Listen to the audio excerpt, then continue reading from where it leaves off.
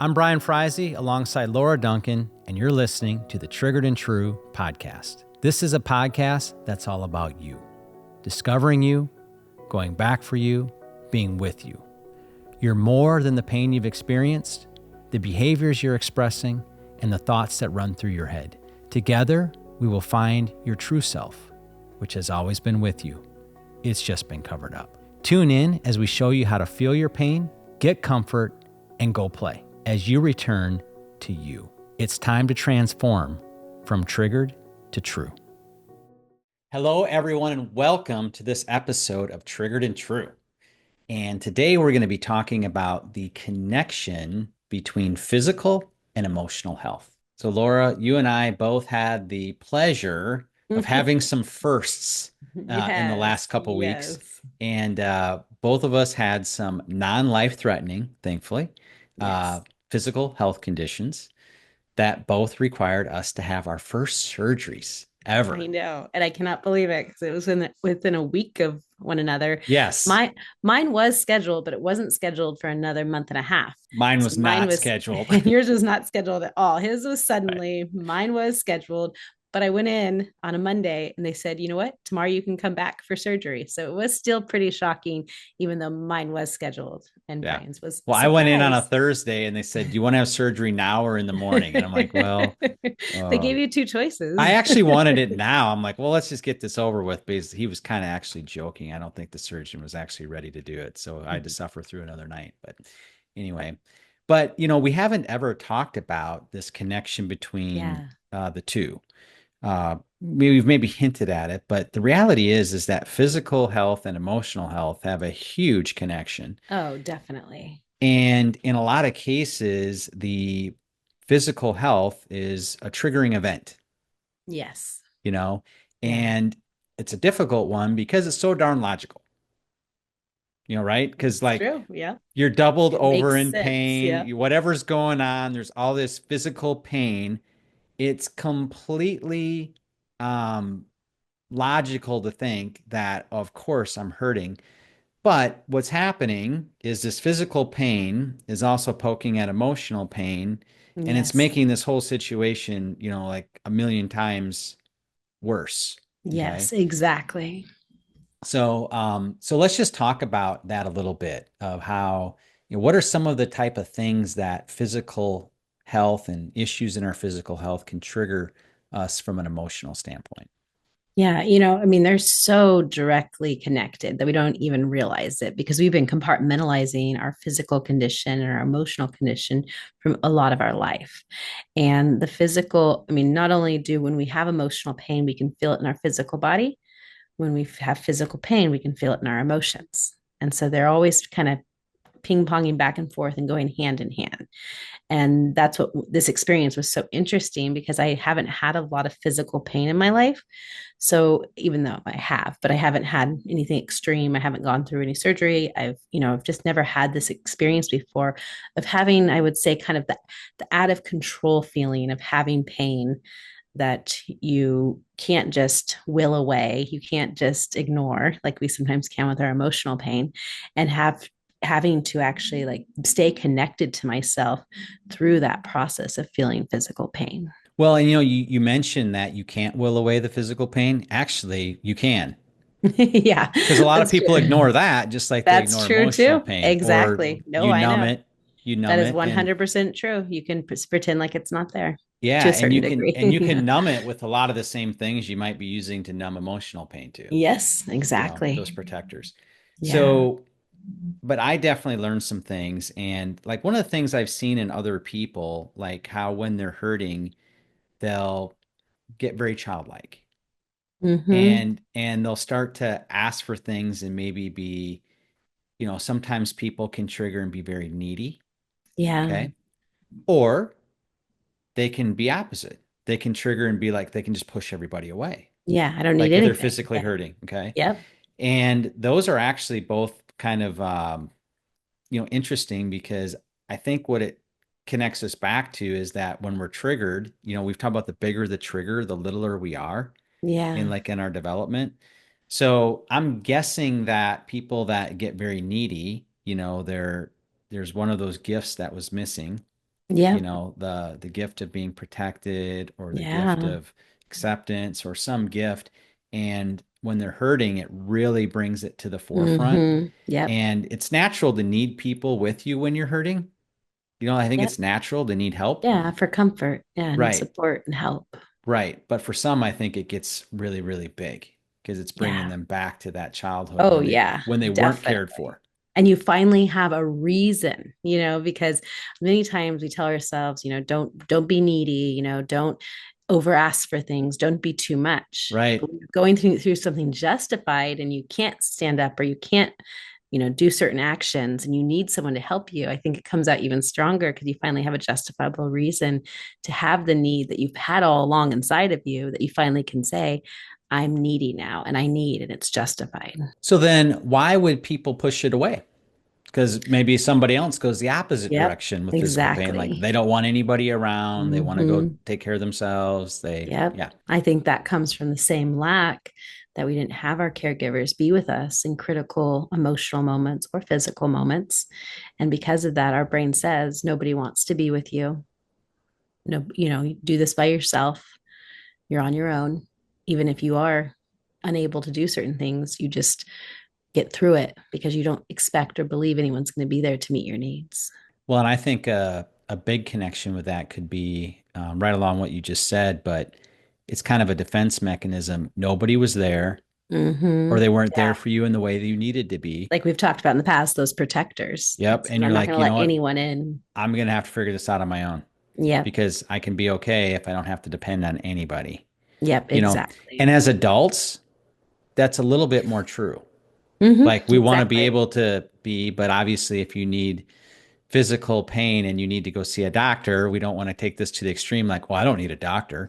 Yep. Exactly. You Well, know, people do take it that extreme because exactly. But we don't they're want to not. do Yeah. that. Yeah. Exactly. When we have a need, we want to be able to be emotionally okay, clear-minded, tenderhearted, at peace, to be able to take care of To ourselves and receive get the help. help that we need. Yeah. Yeah. So for some, just letting themselves receive help is really tough. Yeah, definitely. And this process, like I said, I knew about ahead of time and it took quite a while. And part of it was just logistics and practicalities, but part of it was emotional that you're avoiding getting the help that you need because of the unknown, because of not knowing what it's going to look like or feel like. And so there is some level I experienced some level of avoidance of actually taking care of myself because it felt scary, Yeah. felt Yeah. big, felt unknown.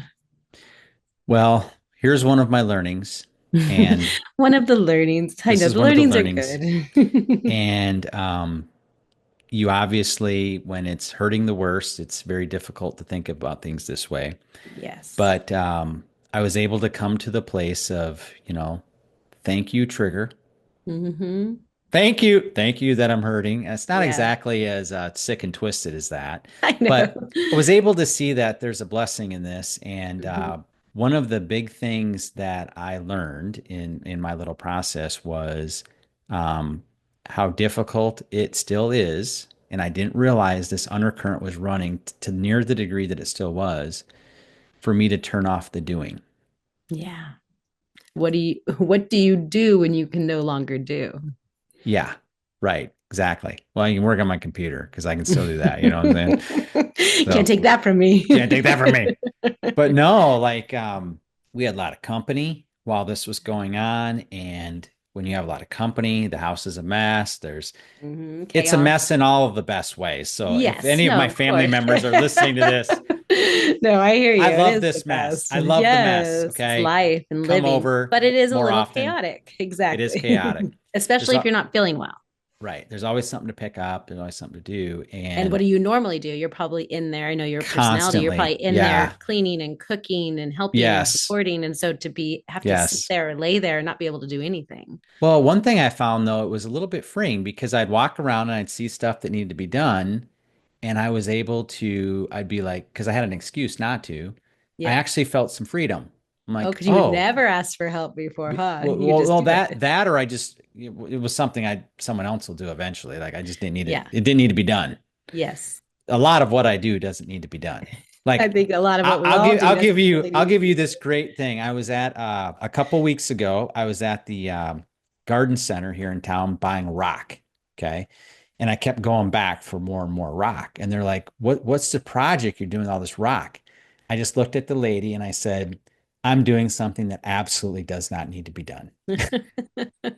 I'm doing a home Yep. project at home. I dug up all this sod, put in all this rock. It did not need to be done. This was a project that absolutely 100% did not need to be done. It was a nice day. It was whatever. And so I was doing a bunch of work that didn't need to be done. So I think in my life, there's a lot of things I do Yeah. that don't need to be done. So walking around the house that day, these are the things I'm talking about, things that Yes. didn't really need to be done. And I felt this freedom that, oh, I don't have to do that. And nobody's going to be mad at me. Wow. There's going to be no expectations of me. And I have this freedom.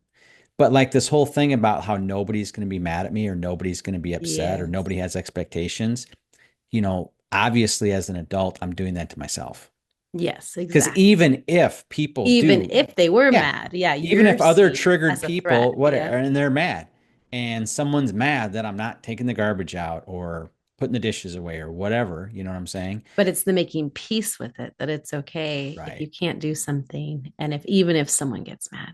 So I realized in my programming, there's still a lot of a little boy out there Hmm. making everyone happy by Doing having, whatever you think you're supposed to be doing. yep, Exactly. yep, Or doing, or whatever you think you're supposed to be doing, or whatever you think will keep people happy. yeah, It's kind of a form of fawning by doing so much to keep other people happy. yeah, absolutely. So there was some freedom in that, Yeah. in that Acceptance. way. I was able to just be like, those things that don't need to be done. Like I was Hmm. okay with those things not being done, Yep. and so that was good, and that's where I say it was a gift. I actually journaled some things, and I was just going to go back to what I wrote because I wrote it in the moment, and sometimes that's even better when you're writing in the moment. I said, for me, this doing issue is like a massive spotlight on my soul. I was very unaware how much that virus was still running on my operating system until I shut everything down. Mm. So it really took shutting it down to really Yeah. recognize, how much was there. Today, as I move around the house, I keep seeing things to do, but then I feel a sense of relief that I don't have to do them because I have a great reason not to. And I know that people will not be quote unquote mad with me or have expectations that I need to do it. Yeah. So then I wrote a little boy still working so hard to please mommy and daddy. Yeah. Yep. Exactly.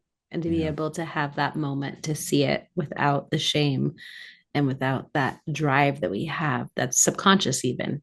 You don't wake up in the morning and saying, I need to do everything, or mommy or daddy are going to be mad at me. But the subconscious system, until it got interrupted by your surgery and your inability to do, it brought it to the surface. So you could see, oh, my coding, my child self still believes to some percentage that if I don't do it, mommy and daddy are going to be upset. Yeah, whether that's true or not even. Exactly. That's And the thing. and and obviously as a little kid, it was true because Yeah. that's how that programming got there. Yeah, exactly. So Whether that they programming was intended to there. or not, Oh yeah. Well, it obviously they didn't intend to, communicated. Yeah, it's exactly. the same pressure they put on themselves. Exactly. Yep. It's the same pressure. My parents are still and this is a long line, a generational line of doing. Yep. Yeah, Lots of doing. exactly. Lots of With doing. lots of benefit, but sometimes the detriment of our heart and our emotions and even our mind. Yep. So that was one of my really big learnings. And then we kind of talked about it. The asking for help was definitely another one because Yeah. I would be more of the line of I just want to be alone. Hmm. So like even for the surgery, I'm like, just drop me off and it'll be done That's what around I was 9. gonna do too. That's what I did Yeah, too. it's I like had my nobody I daughter don't drop me off, and she's like, "I can come back," like, 'cause, they're allowed to like go through some of the yeah. process with you before they have to Yep. leave. And I was like, "Oh, no, no, no, you can just leave the waiting room." She's like, "No, I actually want to go with you." I was doing the same Aw. exact thing, so she stayed with me as far as she could. Yeah. And then when I came home, I would just kind of wanted to be by myself. Yeah, I I didn't really want to be fluctuated around between the people. two. I liked being by myself, and then someone would come over and visit, and I liked it for a little bit of time. And then I recognize that I want to be by myself again. And that's something new to me because I usually want to be around people. In the past, when I've gone through different things, I really wanted people to be around all the time to distract from it. But I actually found myself wanting to be by myself, to be able to feel it and to be able to be with myself in it and to rest. Well, and I know for me that goes back to my programming because I was very much raised to be independent, self-sufficient. Isolate. Yeah, you knew to heal in Needing anybody isolation. was weakness. Yeah. So needing anything, even going to Yeah. the doctor. Yeah. I didn't want to take any of the medication. And Yep. it was actually kind of nice. The nurse in the hospital like really mothered me. And she's Yeah. like, so she gave me the pills and I was like, oh, I don't really want to take these pills as I'm leaving. That's And how I I was and I was like, too. okay, A just take bunch of one. tough She said, cookies. well, how's your pain? And I'm like, oh, I feel it pretty good right now. And she's like, she looked at me and she said, if you're feeling it right now in the hospital when you still got that other pain medicine in there, you need to take two. I love that. So I took two. Okay. And I didn't take any more after that. Probably should have. So then I was fighting myself of wanting to take anything. But I still think I still connect that back to like that's needing something. Yes, And needing exactly. You should something be is okay without weakness. pain medication. Right. And Exactly. needing something is weakness. And you really have to, that's something that's really hard to let go of. Hmm. But there again, thank you, Trigger. These things are out in the open now. Yeah. Before I knew the compassion method, before I knew anything about this would all be like Oh, yeah. more Chinese being talked. Yeah, Like my heart would exactly. not be able, I would not be able to understand. My heart would be speaking Chinese to a brain that only knows English. Yeah, Okay. exactly. So now I can understand the language of my heart.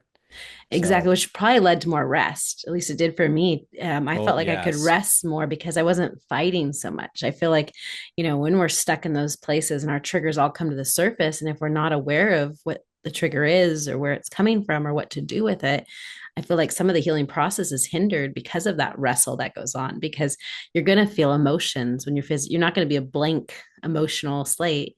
You're going to be feeling just as much or maybe even more when your physical body's not doing well.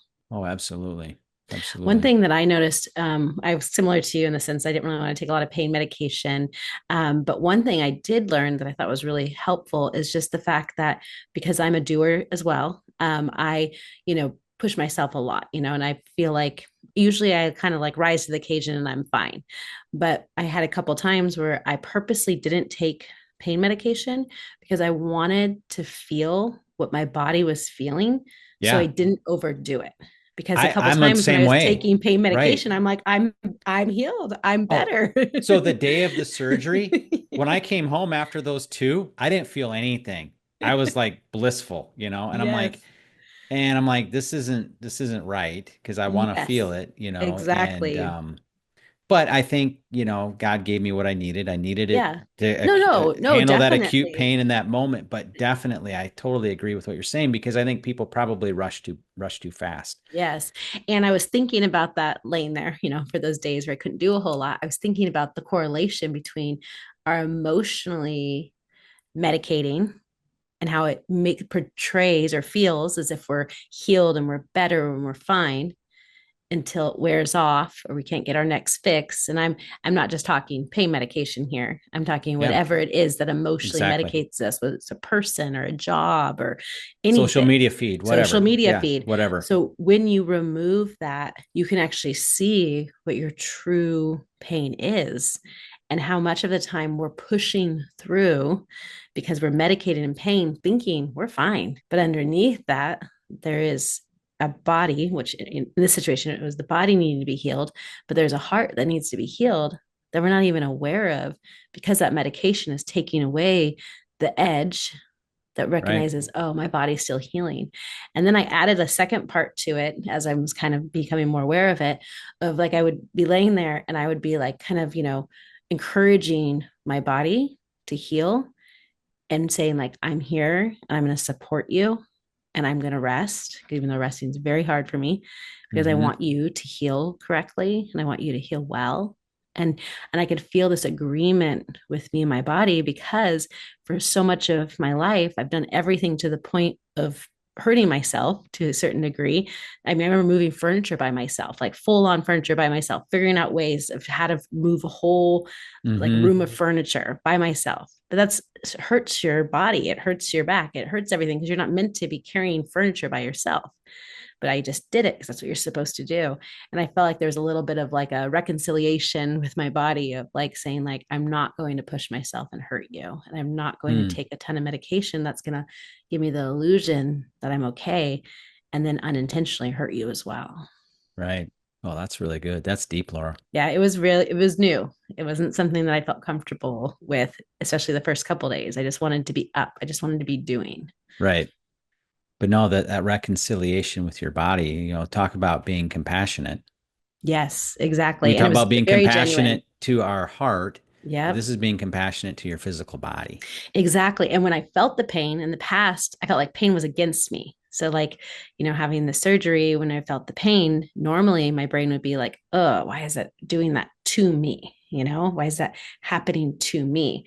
But instead, I actually thanked my body and was grateful that it felt the pain because I was actually protecting me and Mm-hmm. caring for me. It wasn't hurting me, even though it hurt. Right. Right. Well, and asking for help is another great way to be compassionate. Yes. No, it is. And that definitely humbling myself. And my daughter, she's really good at that, where she just said, why wouldn't you ask for help? Her programming's different. She's like, Thank why the wouldn't you? Lord. I know Yes. exactly. She's like, why wouldn't you ask for help? And then to piggyback I had a nurse that was very kind and nurturing and mothering to Mm-hmm. me too. And she just looked at me, she goes, why do you think you need to be the hero? Like by not taking pain Oh, medication? And I wow. was all, huh. She goes, don't be a hero. I was like, I feel like I've tried to be a hero most of my life, or you just like push through and you just don't need to take it. And she was like, no, don't be a hero. And I was like, I had her voice in my head when I would just decide if I want to take pain medication or not. I'd be like, don't be a hero. You can take pain medication. It's okay. Wow. That's great.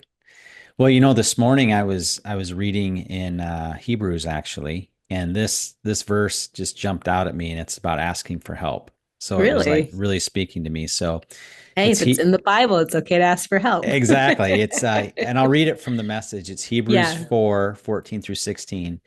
It's translated as, now that we know what we have, Jesus, this great high priest with ready access to God, let's not let it slip through our fingers.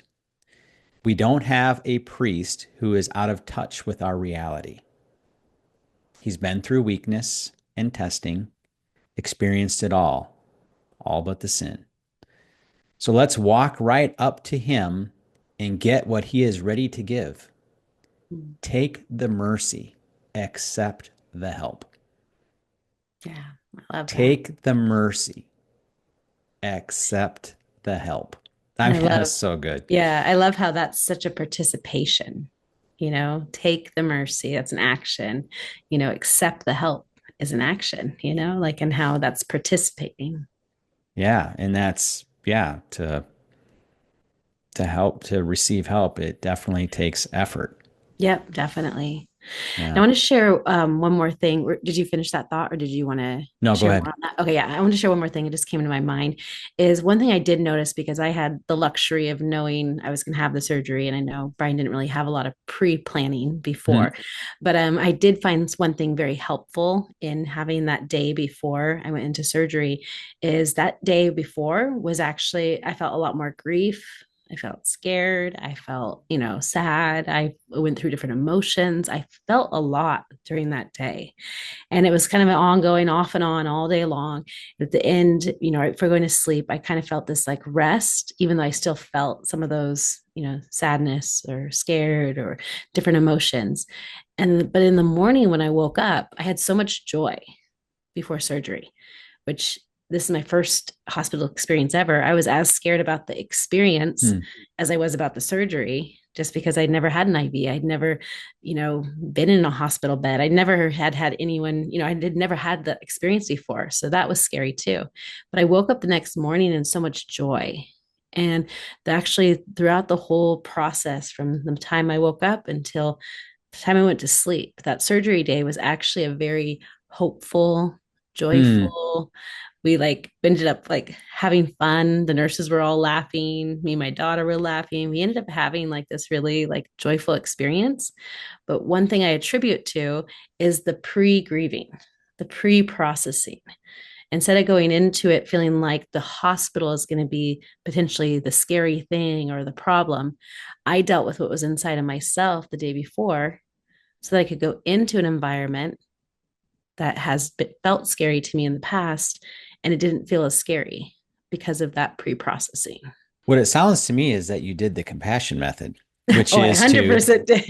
which Yes. is to feel your pain, Yeah. Oh, which yeah. you Did did the day you think before. about that? Yeah. No, I You did. felt your pain. And got comfort So too. that was what you called pre-grieving was Yes. you felt your pain, Yep. you got comfort, and then you were able to go play, and I the hospital literally adventure became was, more oh, yeah. adventurous than Yes. No, it was so much fun. I was just going to share really briefly. Like, my older daughter just said, I know it's hard for you to go to the hospital, but just pretend like you're going to a resort for the day. And at first, my brain's like, that does not feel like a hospital resort. That feels very different. But then I thought, because I was in a joyful mood, because I but had you felt are my pampered. comfort. I know that Like she said, you're the just center of enjoy it. attention. You are exactly. So she said, just enjoy it. So I played along, and me and my daughter, we were talking about it. The nurses got in on it, and what the IV was something I was worried about. And she's like, part of your resort features is we're going to give you an IV today. And I was like, oh, really? They're like, yes. And they turned it into this big kind of like joke, playful thing. Yeah. And they went through every single nurse and doctor I saw until I was on at the surgery table. Everyone played along. So it actually brought joy into an atmosphere that's usually pretty serious and scary. And all the emotions I was feeling the day before, Yep. from being able to feel my pain, get comfort, and go play, it created this really amazing experience. Yeah. No, absolutely. That's great. I remember, well, as I shared in episode 18 when I had my great awakening, I did go to the emergency room when I Yeah. had my anxiety panic attack that was beyond what I could stomach. Yeah. And that was, I was so worried about like that I'd get judgment. Yeah. The experience of it. Yeah, Yeah. I figured the people would judge me like, oh, what's he doing here? He doesn't have a real Yeah. problem. He's just got Yeah. anxiety. We got to be treating people that are in car accidents here, not Yeah. be talking to this guy that's got this going on. And I was so like shocked that how how opposite the actual experience was. Wow. Like the people that work in those roles, like they're just very special people. Yeah. Yeah. I To learned do that that, too. to do that Yep. as much as they do and see what they do Yeah. and be able to handle that. And like I did not get judgment. I got compassion. Yeah. Yeah. And that I got compassion. I totally felt that too. And because the experience was so uncomfortable for me and so unknown, I had felt myself villainizing, the medical staff because it felt scary, Mm, and mm. I felt vulnerable. You're going under a knife, like you want to make sure everything's done the right way. You're not going to be able to advocate for yourself because you're going to be under, different things like that. Where I had the day before, part of my processing was the devillainizing of what I had felt like the medical staff could be towards me. Yeah. And then it ended up being that I think, from that, I was able to see, like you're saying, so much care and compassion and nurture in the staff that was helping and serving me. And it was a completely different approach. They were definitely not the villains in my story anymore. Yeah, I kind of looked at them more as the rescuers because I was in a lot of pain before surgery. So I was like, Yeah. yeah, this is gonna help me, So I was Yeah, a little bit that's different, true. but Because I was yeah. like going in and it was going to happen to me, even Yeah, though right. I was volunteering and I signed up for it. I could see how if you were in pain before, you're like, you're saving me from pain. And I was feeling more like you're going to make me feel pain, Yeah, right. even though it's completely backwards because they're actually in a Long roundabout term. way In a long helping term. me. Yeah, But in that moment, it felt vulnerable. absolutely. You speaking of play, it reminded me, mine was a little different because you're a little more advanced than me. You're a little more advanced than me in this whole compassion method process. I'm a little, it takes me a while to catch up. So, my revelation around play was something you told me that I'd written in my notes many years ago. You said, you defined what play is. Mm. You said, play is the freedom not to have to do anything. Wow. Yep.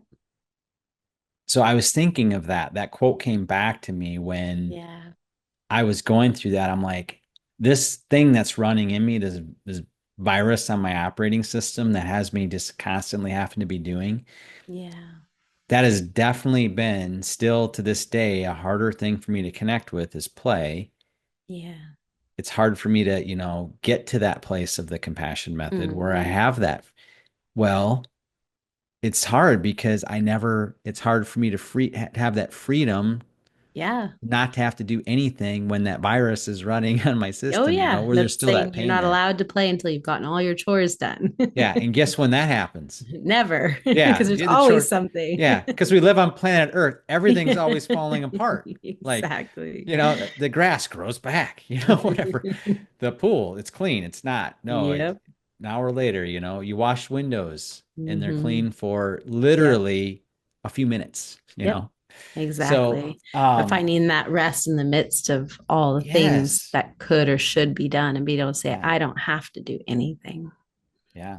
The And I freedom. don't even have to play. It's like play can become a duty on the list too if Oh, you're yeah. not actually being able to do it from a place of rest and peace and connected to yourself.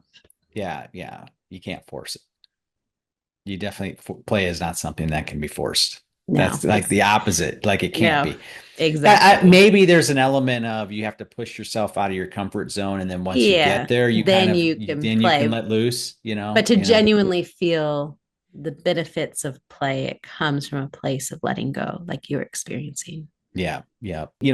Pre well before the compassion method, because I had stopped this long before I even heard about the compassion method.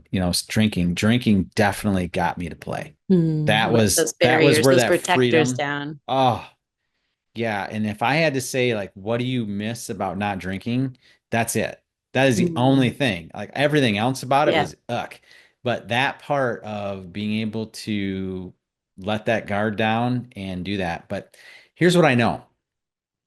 Like I've seen glimpses of that through going through this compassion method process. Like I've seen the glimpses, I've Mhm. experienced the taste of that freedom not to have to do anything without an external substance. Yeah. Yep. I've tasted it. I still see it out there on the horizon. Do I feel like I've like grabbed a hold of it and like have become like I've mastered that? No, I Mhm. don't. Yeah. Okay. But yet I have a great hope because I've tasted Hmm. it.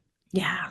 And I remember you sharing about your daughter's wedding and how you were Yeah. able to like Oh, dance yeah. and play and not feel like you needed to drink to be doing those things. I feel like that was definitely an experience that you had. So, like you said, it may not be active in your life on like a daily That basis, but that you've whole had the day of that experiences. whole day of that wedding was magical. I Hmm. honestly think it was more magical for me than anybody there. Even the bride. Yeah, Well, exactly. Well, it's a well, huge Well, thing. because I think the bride and groom unfortunately have so much extra pressure, and as Yeah. the father of the bride, I'm a step removed from that Yeah. pressure. You're able to just enjoy. I was able to enjoy probably a lot more, unfortunately, Hmm. than they were. Yeah. But that whole day was very, very magical. So when I talk about how I have tasted, just Hmm. And that's a and moment you can go back to. We yeah, talk about with like, especially with the 10 gifts, we talk about vivid imagination and we talk about that as far as comfort and getting our needs met. But we can go to moments when we felt like our true self and we're able to play and to participate and to enjoy and go back to that feeling that you had. And that can help lead you through even today.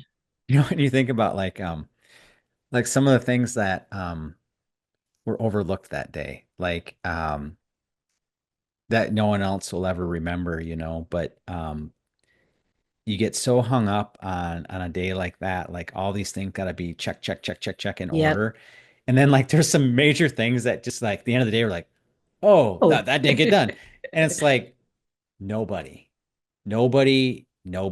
but nobody cares or knows or whatever. mm-mm. So, No, but it's yeah. so much more about what's going on inside of us than if everything's perfect on the outside.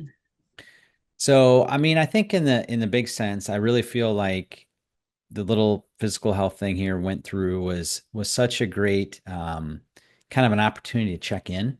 Hmm. Yeah, it because makes like, you it makes you have to pause. yeah, it was great because it helped me see that, oh, this is still an area that Mhm. I Yeah. want to go back to. Yeah, I found And I'm not going to get into all the other ones. Some of them are personal, but there was a handful of things that I haven't taken the time just to because go life is back to so yet. busy to go Yeah. back to. And I had the opportunity to face different areas of pain in my life or different lacks in my life because I had that space. So I think you don't necessarily have to have surgery to have that space. I think it's also an opportunity to allow ourselves to have some moments, some days where we're able to do nothing, to be able to take that space and that break, to be able to face some of the things that we put off because we're so busy. There's another thing I want to read, another quote from you. Okay. And this one is one you shared with me. This is really good. And this is taking you back to what you shared in episode 7 when you shared your story. But I don't know if you shared this in your story or if you just shared it personally with me. So let me get to it again here. You said you were talking about kind of your family, and um, you talked about how you missed, in some cases, the beauty in that time as you were going through Like the um, caregiving the time. caregiving time. Yep. Mm-hmm. You missed some of the beauty in that time, some of the miracles, some of the closeness to heaven that was felt.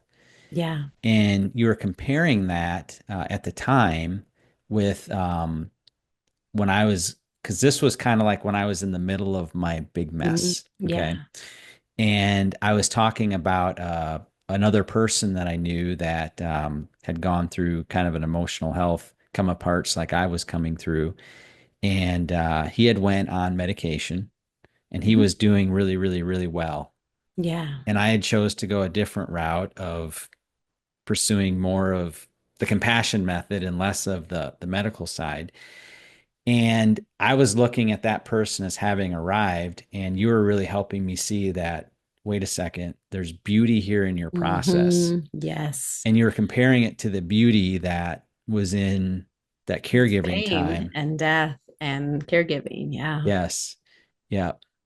And you were talking to me about, not being afraid of that. Hmm. And, I never would have thought in a million years, but I look back to the Great Awakening as being so precious. Yeah.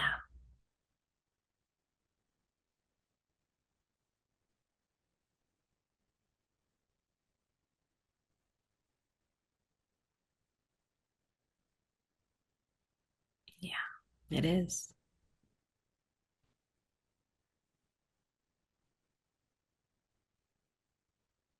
Yeah. And to a much lesser extent, um, this physical health situation to a lesser extent, but it's very precious too. It really is. And it's not only when we avoid pain that we suppress it, that it builds up and causes those infections and those triggers that come out, but it's also we miss the opportunity of being with ourselves in the middle of the pain. And there's something about who we are in the middle of our pain that is precious, that we're so busy rejecting because we're so busy rejecting pain that we can't be with ourselves in a way that is a deeper connection, a deeper intimacy, a deeper knowing. And that's why feeling your pain is so important, not just for Hmm. the comfort that comes, but feeling our pain is the ability to actually be with ourselves The in it. opportunity, yeah, Such an opportunity. It feels uncomfortable, but such an opportunity. I yeah, agree with you wholeheartedly that there is precious, precious pieces to it that when we're fighting it so hard we can't see, but when we can rest and be with, we can start to see some of those places of who we are in the middle of it. yeah, absolutely. Yeah, I mean, in that season, I definitely learned to be connected to myself. Yeah. More so than I was, a week ago. Yep. You know what I'm Exactly. saying? Yeah. It's so easy for when things are at the tolerable levels of pain, Yep. That you it's can easy just kind to of get just past get in it. that mode. until we hit those big triggers, those big moments, and that gets our attention to come back to ourselves, to be with Yep. ourselves. Yep. Absolutely. Absolutely. I think as we wrap this up, I just want everyone to be able to take this episode with whatever physical things that you're going through or have gone or will go through, to be able to take the opportunity to be able to explore more of our pain in it, but also just more of ourselves in this process. And that if you're going through things, I know your knee-jerk reaction, just like myself, was to not want to do it, to avoid it, to feel the discomfort of it, Push but the help just to, away. yeah, push the help away. Feel like you don't have to do it, you don't need to do it, put it off, but really being able to embrace the ways that we need to take care of ourselves and be able to take care of our emotional world as much as we're taking care of our physical world, so we can go through these things and still have hope and still have joy and still have peace even in the middle of it. Absolutely. And I also want to encourage everyone, if you'd like to go deeper with your own compassion method journey, to check out Laura's master course. You can find that by going to compassionmethod.net. And if you enter podcast 50, you'll get Yep. $50 off. Yeah. And that is just a great way to take everything you're learning here at the podcast and really take Yeah. it to the next level. Yeah, and just like I said, I did like that pre-processing before I went into surgery. If you have anything in your life that you would like to prepare your heart for, I highly recommend getting the course and walking through it. It's going to set you up to have such a different experience by being prepared in that way. Well, and the reality is we all have things coming at us because Whatever that looks like. the Yeah. shared part of humanity that connects all of us is that we're all going to experience In great some pain. way, we are going to experience pain. Yep. And But sometimes also we, joy. yep. And whether you have something in the future that you can prepare for, or you don't have anything, but you'd like to be prepared, I think it's such a valuable thing to go through so that you can be in a place that things look different. They feel different. They're not as devastating. You see the hope in it, you see the precious parts of it. Yeah, absolutely. Well, thank you everyone for joining us on this episode of Triggered and True. And until next time, goodbye. Bye, everyone. Thank you again for joining us for this episode of Triggered and True. We hope that you enjoyed it. As a reminder, if you would like to ask a question, go to triggeredandtrue.com, scroll down to the bottom of the page, and click Ask. And if you would like to learn more about the Compassion Method, be sure to check out the Compassion Method Master Course, which can be purchased at compassionmethod.net. And as a podcast listener, you qualify for a $50 discount, which can be obtained by typing in the coupon code podcast50. Again, that's compassionmethod.net, coupon code podcast50. Thank you again. Goodbye.